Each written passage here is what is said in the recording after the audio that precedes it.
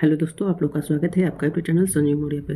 पिछली वीडियो में हमने बताया था कि हम यहाँ पे बीपीएससी का 72 का प्रीलिम्स का टेस्ट सीरीज करवा रहे हैं। ये जो टेस्ट सीरीज है यह परफेक्शन आईएएस का टेस्ट सीरीज है। तो पिछले वीडियो में हमने एशियन हिस्ट्री से टेस्ट नंबर 1 किया था, जो था स्टोन एज से क्वेश्चन था उसमें। आज का जो हम लोग का टेस्ट नंबर 2 है वह है सिंधु घाटी सभ्यता से। ये जो सिंधु घाटी सभ्यता से टेस्ट है, यह टेस्ट नंबर क्या है 1 है। इसके बाद जो वीडियो हम बनाएंगे वो उसमें टेस्ट नंबर 2 रहेगा, वो रहेगा सिंधु घाटी सभ्यता से। तो जो भी इस चैनल को सब्सक्राइब नहीं किए हैं कृपया करके इस चैनल को भी सब्सक्राइब करें और अपने दोस्तों के साथ शेयर करें। तो परफेक्शन आईएएस ने एशियन हिस्ट्री से 38 टेस्ट सीरीज देने वाला है, जो हम यहाँ पे 38 के 38 क्वेश्चन हम टेस्ट सीरीज यहाँ पे डिस्कस करेंगे। तो चलते हैं क्वेश्चन की ओर। क्वेश्चन नंबर 1 है कि सबसे समान हड़प्पा कालीन मोहरे आकार में थी, कैसी थी? तो वह वर्गाकार थी, जो राइट आंसर होगा सी नंबर। और यह जो मोहरे बनती थी यह सिलखारी से बनती थी।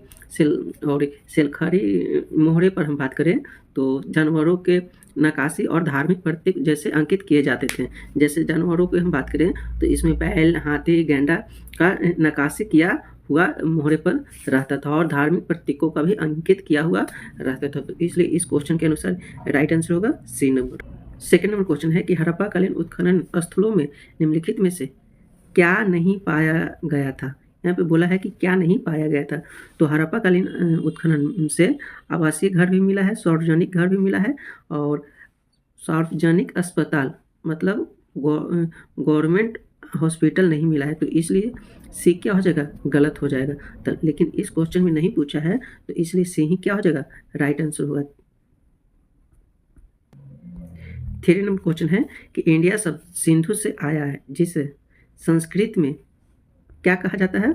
तो संस्कृत में सिंधु कहा जाता है। क्या कहा जाता है? सिंधु कहा जाता है। हम सिंधु का बात करें तो प्राचीन काल में यूनानी और ईरानियों ने सिंधु नदी को वो लोग सही से उच्चारण नहीं कर पाता था, इसलिए उन्होंने इंडस लोग कहते थे। क्या कहते थे? इंडस कहते थे, जो बाद में इंडस से ही क्या शब्द बना? वह इंडिया बना। तो इसलिए इसका जो राइट आंसर होगा वो होगा डी नंबर।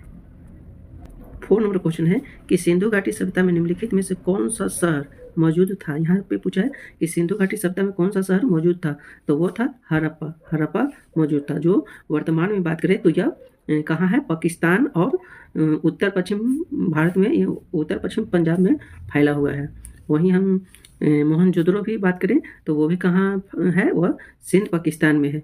और गुजरात और लोथल जो है वो कहाँ, सॉरी, धौलावीरा और लोथल कहाँ है? तो वह है गुजरात। क्वेश्चन नंबर 5 है कि हड़प्पा सभ्यता में मनके बनाने के लिए किस सामग्री का उपयोग किया जाता था? तो वो कार्नेलियन पत्थर का यूज किया जाता था। किसका यूज किया जाता था? तो वह कार्नेलियन पत्थर का यूज किया जाता था। और इसका हम बात करें तो कार्नेलियन पत्थर का उपयोग, इसका कलर जो था वह लाल और नारंगी कलर का यह होता था। जो कार्नेलियन पत्थर को ही हड़प्पा सभ्यता के लोग क्या करते थे कि उसको काट कर, घिस कर और पॉलिश करके सुंदर क्या करते थे कि मनके बनाते थे। क्या करते थे? कार्नेलियन पत्थर को तो काट कर, घिस कर और पॉलिश करके इनके सुंदर क्या करते थे? मनके बनाते थे, जिनका उपयोग व्यापार और आभूषणों के लिए भी किया जाता था। हड़प्पा सभ्यता के लोग किया करते थे। तो इसलिए राइट आंसर होगा इसका क्या? D number. 6 नंबर क्वेश्चन है कि हड़प्पा सभ्यता में शहरों की योजना बनाई गई थी, जिसमें सड़कें आमतौर पर फिल इन द ब्लैंक्स दिशाओं में उन्मुख थी। वह थी कैसी? तो मुख थी, वह मुख थी। और हड़प्पा सभ्यता में हम बात करें तो जो शहरें हुआ करती थी वह समकोण एक दूसरे को काटती थी। ऐसे रोड एक दूसरे को काटती थी, जो उत्तर से दक्षिण और पूरब से पश्चिम की ओर इसका दिशा हुआ करता था। तो 6 का बी नंबर क्या हो जाएगा? सही आंसर हो जाएगा। 7 नंबर क्वेश्चन है कि हड़प्पा सभ्यता का निम्नलिखित में से कौन सा स्थल बोलन के पास स्थित है? तो बोलन के पास मेहरगढ़ स्थित है, जो बलूचिस्तान पाकिस्तान में स्थित है। तो इसलिए राइट आंसर होगा ए नंबर। क्वेश्चन नंबर 8 है कि निम्नलिखित में से किस भारतीय राज्य में हड़प्पा कालीन शहर नहीं पाए गए हैं? तो हड़प्पाकालीन शहर कहाँ नहीं पाया गया है? तो उत्तराखंड में यह शहर नहीं पाया गया है, लेकिन गुजरात, राजस्थान, हरियाणा में शहर पाए गए हैं। गुजरात में हम बात करें तो लोथल, धौलावीरा यह देखने को मिलता है। वहीं राजस्थान की बात करें तो कालीबंगा यहाँ पे देखने को मिलता है, और राखीगढ़ या बनौली का बात करें तो यह हरियाणा में देखने को मिलता है। तो इसका जो आंसर होगा वो होगा ए नंबर। क्वेश्चन नंबर 9 है कि हड़प्पा सभ्यता के दौरान कांस्य मूर्तियों बनाने के लिए किस विधि का उपयोग किया जाता था? तो वो लुप्त मोम ढलाई विधि से लोग तैयार करते थे। कैसे करते थे? लुप्त मोम ढलाई विधि से तैयार करते थे। इसमें लोग क्या करते थे? हड़प्पा सभ्यता के लोग मोम का एक मॉडल बनाते थे, जो मॉडल को क्या करते थे कि मिट्टी से लेप देते थे, और वो जब लेप देते थे तो उसको गर्म कर देते, और गर्म करने पे क्या होता था कि मोम पिघल कर निकल जाता था, बाहर हो जाता था, जिससे वह क्या करते थे कि मूर्तियाँ का निर्माण करते थे। तो इसका जो आंसर होगा वो होगा ये नंबर। 10 नंबर क्वेश्चन है कि मोहनजोदड़ो के एक विशाल स्नानागार का आकार क्या था? तो वह क्या ऐसा था? तो वह आयताकार था। कैसा था? आयताकार था, जिसमें हम बात करें तो लंबाई जो था वह 11.88 मीटर था। वहीं उसकी चौड़ाई जो था 7.01 मीटर था। वहीं इसका जो हाइट था, गहराई था, वह था 2.43 मीटर। कहीं पे 2.43 मीटर देता है, तो इसलिए राइट आंसर होगा वो होगा ये नंबर। क्वेश्चन नंबर 11 है कि हड़प्पा वासियों को संभवतः वर्तमान के फिल इन द ब्लैंक्स तांबा मिलता है। तो वह मिलता है कहाँ से? तो वो मिलता है राजस्थान से। राजस्थान में भी कहाँ से? तो खेतरी से तांबा प्राप्त करते थे, और तांबे को क्या करते थे कि उन्होंने टीन के साथ मिलाकर कांसा का निर्माण करते थे। कांसा का कैसे निर्माण करते थे? तो टीन के साथ उन्होंने तांबे को मिलाकर कांसा का निर्माण करते थे। तो इसका जो आंसर होगा वो होगा बी नंबर, सही हो जाएगा आंसर। क्वेश्चन नंबर 12 है कि सिंधु घाटी सभ्यता के निम्नलिखित में से किस स्थल पर एक बोधिवारा मिला था? तो वह कहाँ मिला था? वह मिला था लोथल में। लोथल में वह मिला था। लोथल कहाँ स्थित है? तो यह गुजरात में स्थित है। हम बात करें तो लोथल से ही हम लोगों को उन्नत जल प्रबंधन भी देखने को मिलता है, और वहाँ से समुद्री व्यापार का भी प्रमाण देखने को मिलता है। वहाँ से ही ऐसा क्वेश्चन बहुत बार एग्जाम में पूछा गया है कि उन्नत जल प्रबंधन कहाँ से मिलता है? तो वो मिलता है लोथल से। वही क्वेश्चन पूछेगा कि समुद्री व्यापार प्रमाण कहाँ से मिलता है? वो भी मिलता है लोथल से है। तो इसलिए इसका जो आंसर होगा वो होगा बी नंबर। क्वेश्चन नंबर 30 है कि हड़प्पा सभ्यता के मेहरगढ़ स्थल में निम्नलिखित में से किस प्रकार के घरों के अवशेष मिले हैं? तो वह किस प्रकार के घरों का अवशेष मिलते हैं?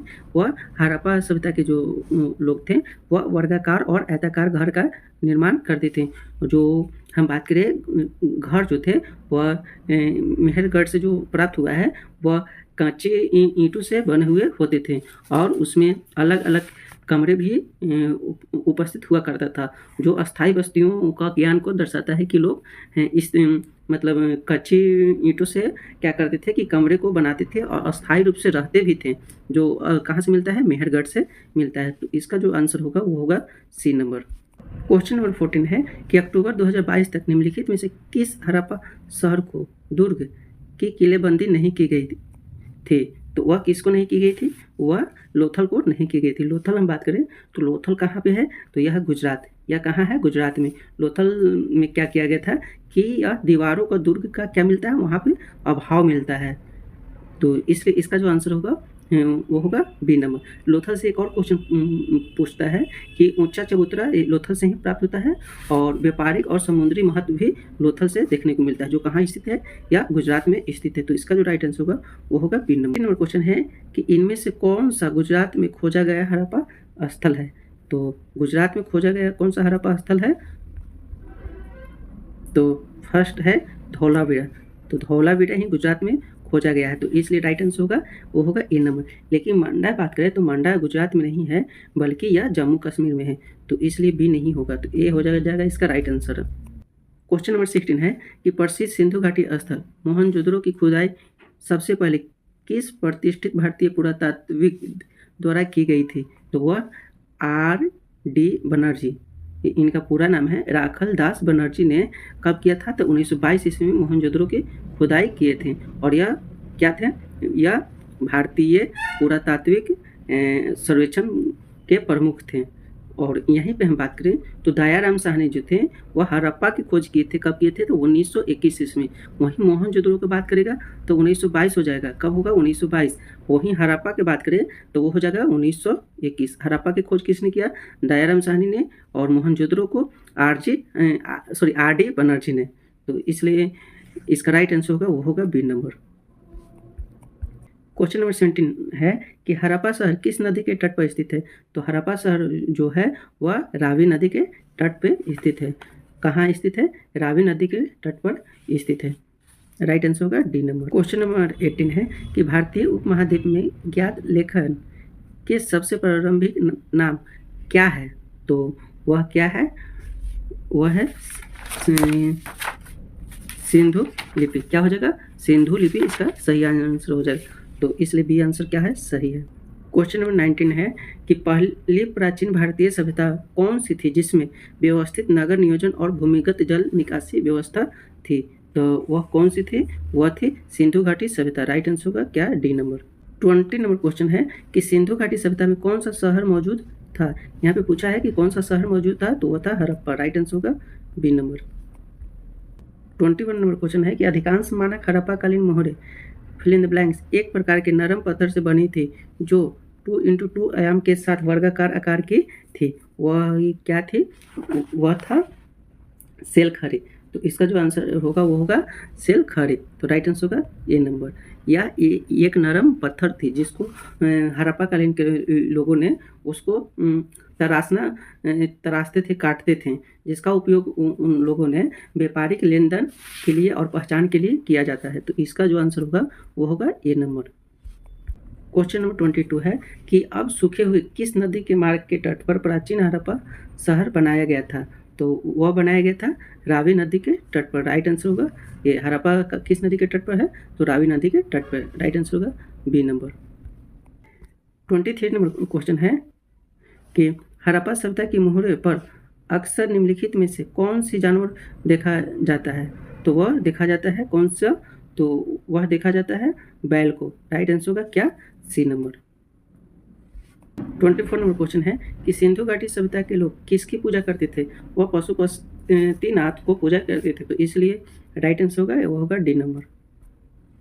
क्वेश्चन नंबर 25 है कि सुरकोटदा पुरातात्विक स्थल किस राज्य में स्थित है? तो वह कहाँ है? वह है गुजरात में। राइट आंसर होगा बी नंबर। तो आप लोगों को कैसा टेस्ट लगा जरूर कमेंट बॉक्स में अपना सुझाव दें। Thank you so much.